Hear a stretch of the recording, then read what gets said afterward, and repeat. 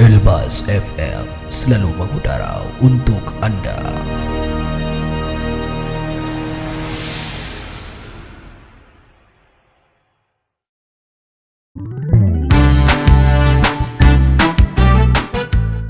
Baik rekan setia, masih bersama Dini tentunya di podcast Elbas. Kali ini masih di segmen ekonomi dengan pembahasan kita yang sangat menarik tentunya, yang sudah dibahas ya di part sebelumnya gitu. Dan part kedua akan kita bahas kembali mengenai pengangguran dalam ekonomi Islam.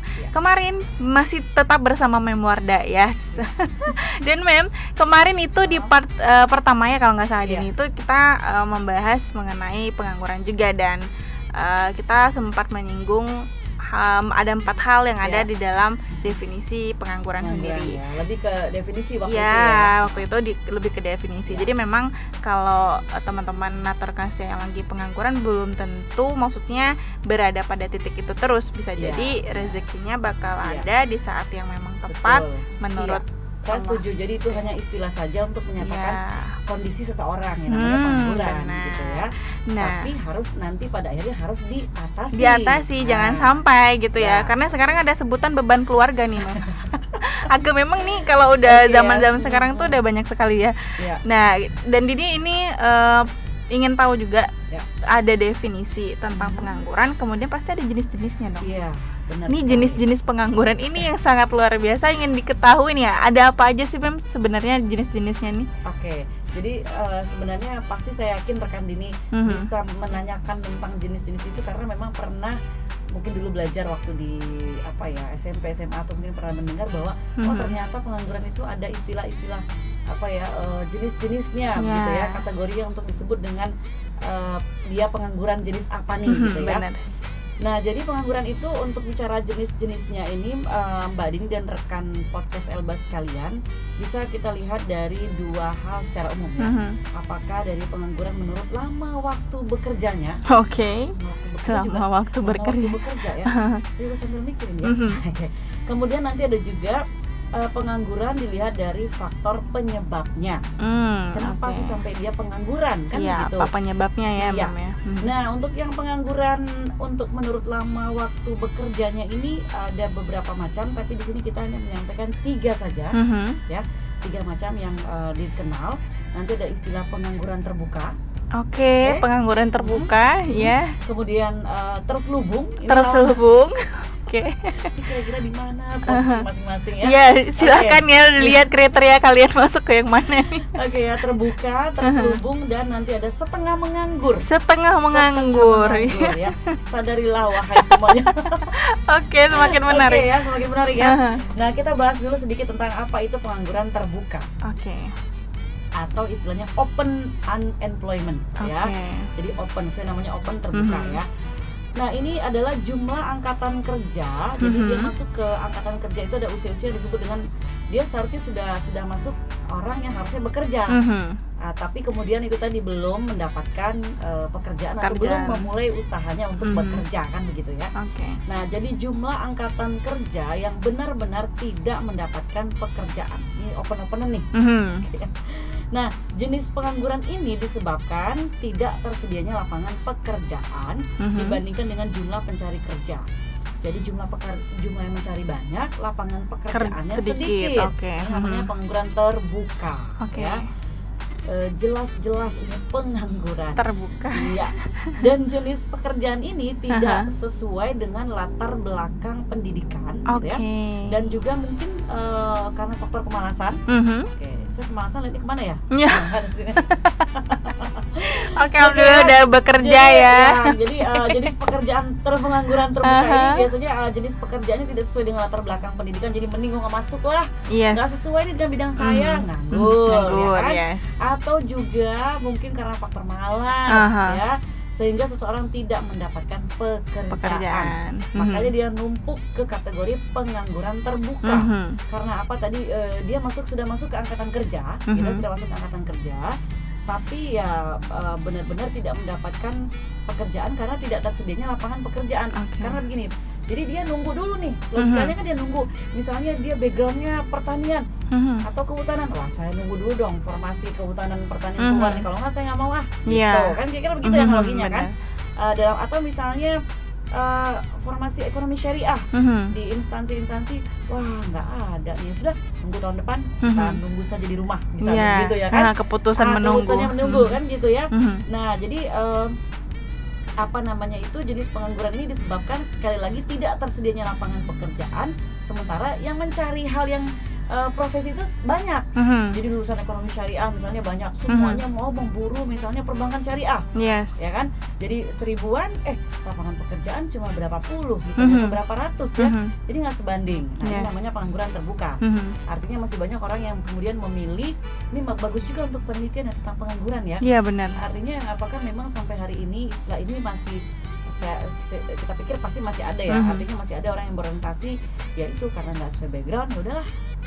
Gitu tapi kan? memang banyak sih kasusnya, Mam. Okay. Sampai sekarang tuh banyak sekali kasus teman-teman kayak ini kayaknya bukan kualifikasiku deh. Kayak aku nggak bisa deh ngambil itu.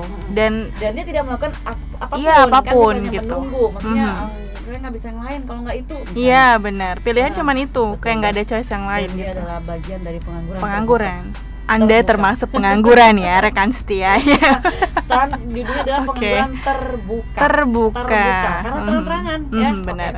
Nah yang kedua adalah pengangguran terselubung. Apa pula ini ya? Ini disguise unemployment ya.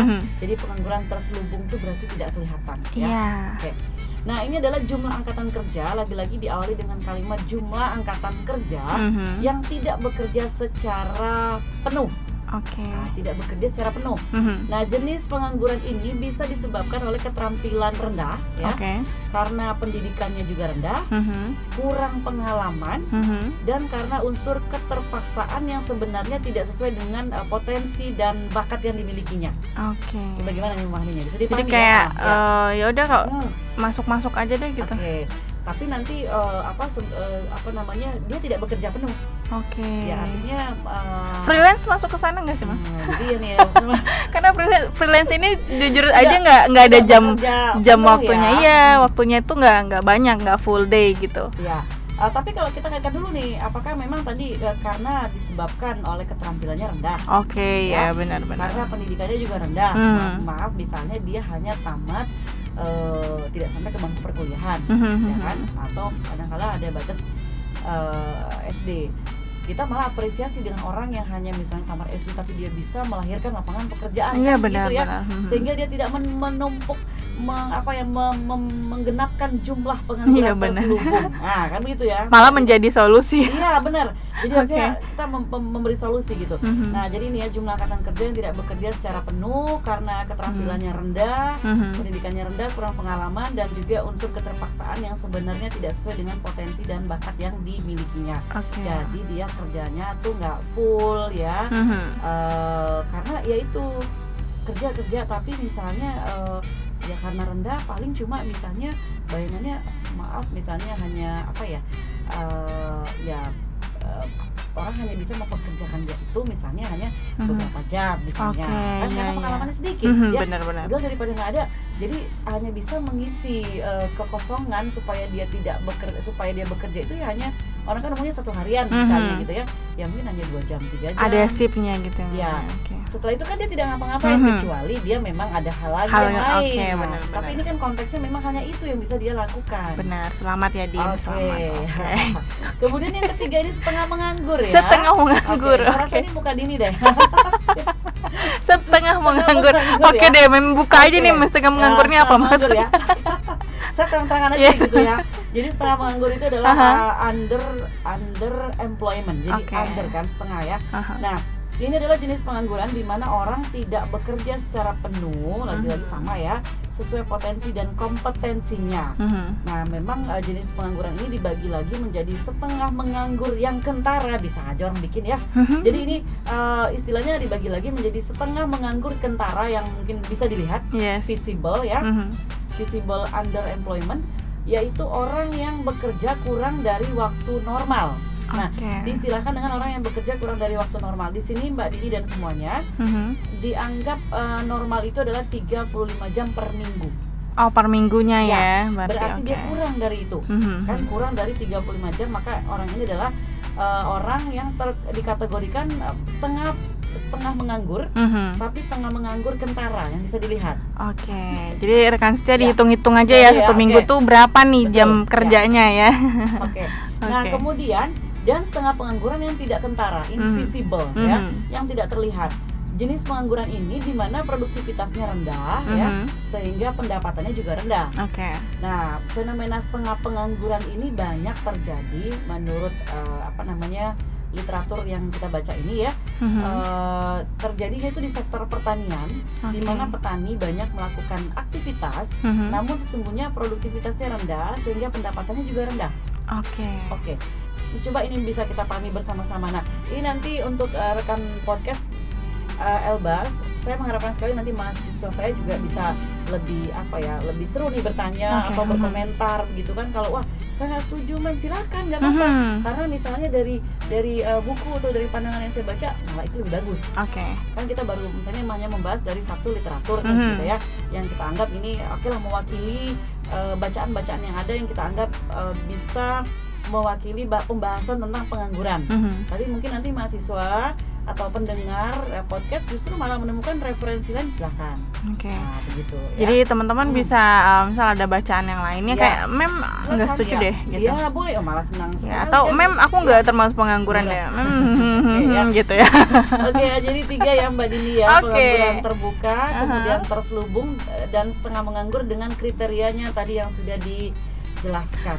Jadi rekan setia mulai dari sekarang sudah tahu ya masuk kriteria yang mana ya. Jadi ya silahkan gitu ya.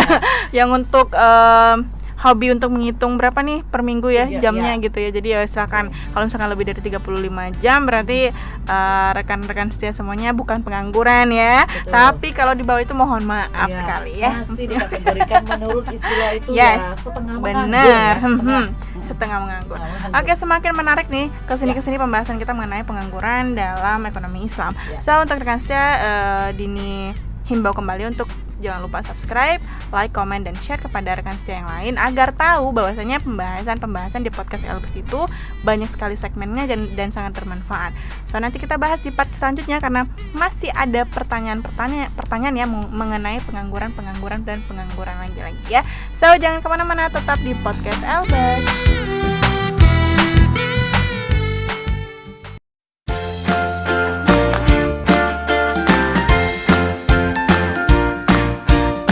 Saja dan kapan saja, pastikan Anda selalu menyimak 97.6 Radio Elbas FM.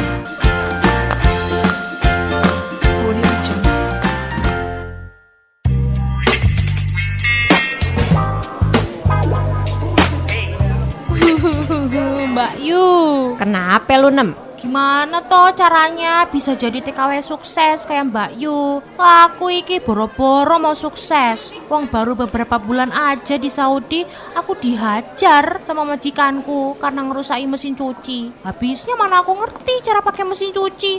Wong biasanya nyuci ndek kali. Lah, emangnya lu kagak dikasih tahu caranya? Dikasih tahu sih, tapi mana aku ngerti bahasa mereka. Pakai lala anak gitu. Aduh, mengkenye. Lu kalau mau kerja di negeri orang harus siap-siapin diri dong. Kayak gua nih bisa sukses karena agen TKI gua top tier dah. Gua diajarin bahasa Arab, diajarin pakai peralatan rumah tangga yang canggih-canggih Dan yang paling penting, gue diajarin budaya dan kebiasaannya orang Arab. Makanya gue disayang sama mereka sampai bisa sukses nih kayak sekarang. Ana khadimatul khair. Apa itu artinya Mbak Yu? Saya asisten rumah tangga yang baik. Persiapkan diri dengan baik sebelum bekerja di negeri orang.